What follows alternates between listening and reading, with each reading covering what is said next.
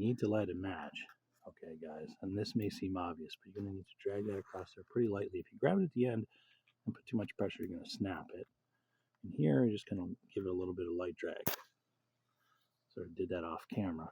Now, if I put it up this way, it's going to go out because fire burns up and the fuel is down. Not so good.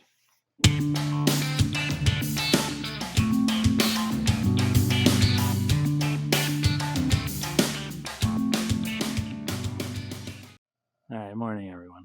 It's like going on 7. The birds have been up for about an hour, even though it's raining. I'm going to show you the trick to lighting a match. And you're going to want to do it, of course, lightly drag across here, but if you grab up here, it's going to break. Grab it down lower, it won't, and then hold it on an angle after, and the fuel is going to burn up. If you do it this way, fire goes up and there's no fuel up, it's down. It'll go out on you.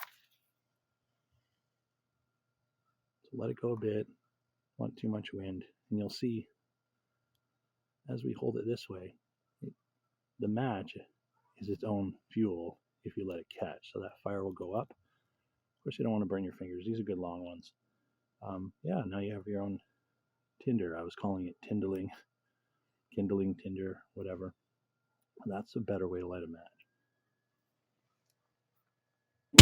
match.